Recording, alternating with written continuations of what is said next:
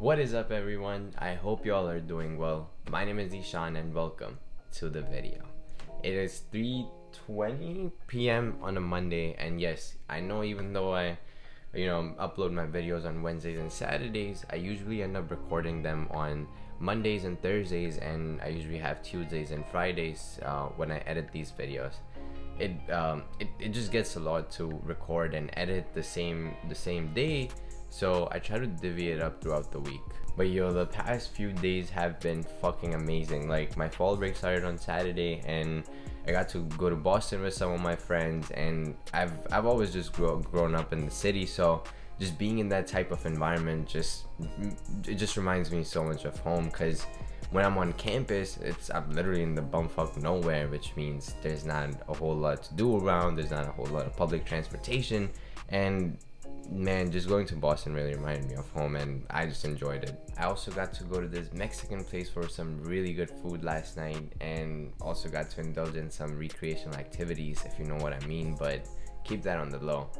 Anyways, I've already had such a nice time over this break, and even though I have today and tomorrow off, I need to get some work in, and that's when I have my work stuff scheduled. In the past, I had a lot of difficulty trying to relax and just have fun if I had a lot of shit to do on my plate, because it would just be all over in my head, and I'd be like, oh my god, I need to do this, I need to do that, how am I gonna have time for all of this?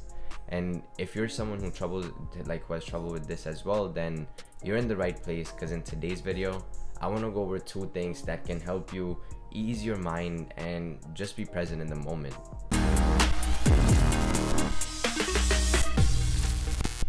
Number 1 is a detailed to-do list. This is the easiest way to take the weight off of your mind by just writing it out. As you write out your to-do list, you're basically allowing your mind to be at peace, because you don't have to continue to remember and recall all of the things that you need to do. Something I do with my to-do list is just write down how long each of the tasks might take me, because it gives me a better idea of how to adjust and assign certain tasks to certain days. When my fall break started, I wrote down everything that I needed to do over the weekend, and based on the approximation of time, I assigned certain tasks to certain days. And I think this is a good way to plan out tasks, because not only are you able to structure everything out, it can serve as a reminder to you when you're stressed that you don't need to be stressed, and you can just be present in the moment and have fun, because you've already assigned those tasks to certain days, and you don't need to worry about it until that day comes or until that time comes. If you're someone who has a lot on their plate, then definitely consider making and sticking to your to-do list, because it can really take the stress off of your mind and body. Number 2 is perspective shift. While the to-do list is more of a physical actionable step that you can take, I think this is more of a mental or internal actionable step that you can continue to take. And I think most of the content that I put out in my videos, there's almost always some physical steps, and then there's some mental or internal steps. I think this is a good balance to have, because it can really push you to continue to grow outside of your comfort zone, but at the same time, you need those mental and internal steps to continue to be able to tune in with yourself and really shift your focus on things that you can actually control. It's normal to feel overwhelmed and stressed about any of the work and tasks that you have, but I feel like at any point it shouldn't feel like that you need to do something as if it's an obligation. Most of the work or tasks that I have, they're mostly self-imposed, and the way I look at it, it's like a list of things that I want to do in order to continue to put in the work for my goals and for the things that I want in the future.